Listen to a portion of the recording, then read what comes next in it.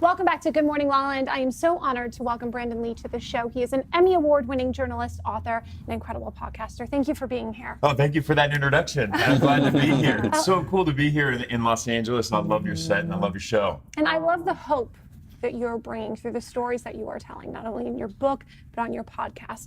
Please, for those of you watching who may not know you and your journey, take us back to the beginning. Yeah, so I grew up in Laguna Beach in South Orange County. Grew up in a beautiful environment. My parents sent me to Catholic school, but I was traumatized when I was a young child. I was sexually abused by my piano teacher repeatedly and was sexually abused by my youth soccer coach. That trauma went untreated.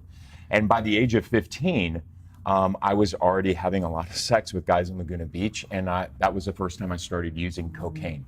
And so that untreated trauma eventually started coming out sideways at such a young age. Wow, thank you so much for being so vulnerable. Absolutely. In your story. Thank you. So how did this transcend into, really your mission and your legacy and what you're doing today? You know, the crazy part is I used to be a reporter at KTLA here in Los Angeles. And after I used to get off work, that's when my partying began. I actually used to get high as I was leaving work to go out and party late at night. And I died twice in a week, and I was rushed to Hollywood Presbyterian Hospital. A team of miracle workers brought me out of a coma and back to life twice in 1 week. Wow. And a nurse actually heard me crying in the hospital room, and she came to me and she told me, she's like, "Do you believe in God?" And I said, "No, I don't." And she goes, "Well, that's okay, because God still believes in you." And she handed me this little flyer, and it was to an AA meeting at her church that night. And so as soon as I was released from the hospital, I actually went to that church, and I've been sober ever since that day.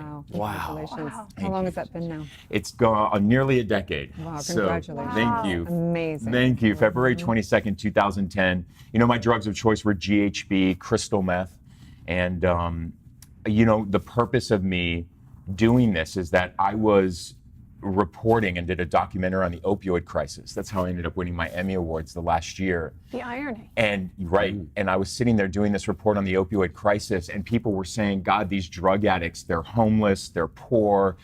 And I was sitting there going, my God, I was that person. Like, I was here in these needle exchanges, and I was doing all this, but I was living a double life, one as a TV news anchor, and then one as this strung out druggie in the streets of LA. And finally I said, Brandon, if you don't put a face to this crisis, people are going to have this stereotype of what a drug addict is, and that stigma will still exist.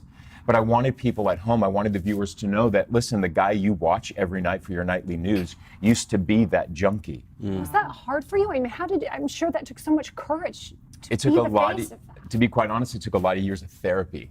It took a lot of years of therapy for me to actually understand even what happened to me as a child was traumatic. Because I used to always say, people ask me, well, you grew up in Laguna Beach, your childhood must have been amazing. Totally. And so I used to always say, yeah, my life was really great. But the fact of the matter is that I grew up with a very abusive mother as well. And so, I learned at a young age that abuse and love can coexist in the same relationship. And so I had to learn later on, how did I end up in an abusive relationship at one point in my life?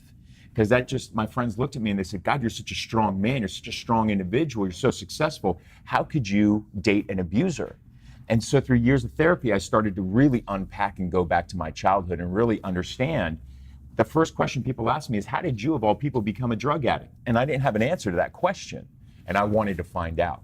And so going back into my childhood, I realized I had so many untreated traumas that eventually I numbed myself. So, in the AA world, anonymity is very important. And I disagree. I think that it's important for people to talk about it. I love you for saying that. Like, how did you come to that? Because I know it's a big one. It's a big one, and there's a lot of people within Yeah. the AA community that are not happy that I have written this book. And it's true, and there's an entire section in there about what you just said, is that the reason is that I broke my anonymity. And the reason why I did is because I want that person at home who's suffering right now to realize that, heck, I'm not alone.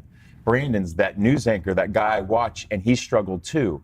So what I want to do is I want to break the anonymity. I want us to be talking about it because there are too many people who are suffering right now at home because they think they're alone.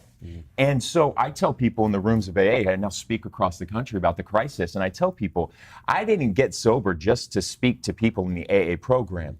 There are 23 million Americans who are addicted. Only 3 million of that 23 will ever go to an AA meeting or recovery.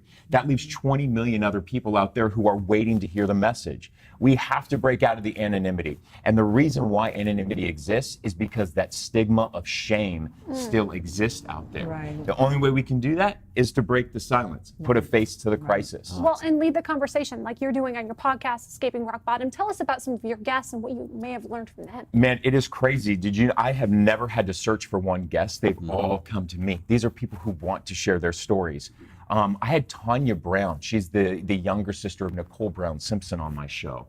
And nobody realized this, but that trauma that she went through when her sister was murdered, she ended up with a food addiction. I had Wes Geer. He's the lead guitarist for Korn. Who's Wes Geer. We all know Wes. Yeah. You know, Wes has been on the show. And it's a beautiful thing when more and more people come out. I'm actually flying out to New York next week to speak at the Gay World AA Conference. I'm going to be there. Margaret Cho's going to be there. And you know, it's all about that. But the podcast, I can say this so straight from my heart, is that I've been in news for 2 decades. I've done a lot of solid reporting on the Me Too movement, on the opioid crisis. And I will say that what I'm doing on my podcast is the most rewarding thing I've ever done. I don't make $1 off of it. So awesome. And I do it every week because of the emails that I get from people at home saying, you're saving my life and you don't even know it. And I never got that from any other story I'd ever done in news. I'd never touched people in that way. And the answer is because I'm being the most authentic version of myself that I've ever been in my life. That's so So inspiring. what was the you. moment when you said, I'm done, I have to get sober? I have to get sober. Yeah, it was easy because the world, I was living this double life and it was starting to crack. You know, that facade that I was giving everybody, you know, as this news anchor and news reporter, it was starting to crack. And I knew that if anybody in my family or any of my friends ever knew the levels of the depth of addiction that I was, the gig would have been up. None of my friends knew. None of my family knew. And just being in that hospital, and it was that moment when I didn't believe in a higher power, I didn't believe in God, and this nurse came to me. Oh And my gosh. Wow. Tell us about the book. What can they expect in your book? yeah, boy, it's a roller coaster of emotions. I've had a few people, the book is actually being shipped out today. It published this week. What? I know. Congratulations. You guys are Super the cool. first show that I've actually done Congratulations. talking about the book, about to go on a book tour starting this week. It's a roller coaster ride. I want people to know at the very end of the day, it's going to be uplifting, it's going to be motivational, but in order to get there, we have to go through a lot of dark stuff. I talk about child sex abuse. I talk about the Me Too movement and covering the Dr. Christine Blasey Ford and the Justice Kavanaugh hearings, because that was the first time I ever came out about my sex abuse 30 years later. Wow, fantastic. I'm so inspired. So Thank inspiring. you. Congratulations on the book, Thank you. podcast, I appreciate the it. work you do. Brandon, please tell everyone where they can find out more about you. Yeah, God, that would be great. So www.escapingrockbottom. You can watch the podcast there. You can get the book from there. The book is at Barnes & Noble, Amazon, really wherever books are sold. And follow me on Instagram, @BrandonLee. I share stories about recovery and talk about ways how we can just keep the topic going. Yeah, and one last question. For somebody who doesn't want to go to AA, because it doesn't speak to everybody, No, it what doesn't. other things would you recommend for people? Always. There's so many other recovery services. I will say this, therapy has been the best thing that ever happened to me. I go to therapy once a week. I love it. I love it. As a matter of fact, I actually lowered the amount of meetings I was going to so I could up my therapy to really do some incredible growth. But that's an important message, and I talk about it. AA is not the only way to get sober. There's no right way, and there's no wrong way to get sober. So reach out. I mean, my goodness, reach out to me. I've got an entire list of resources out there because I know not every 12-step program is for everybody.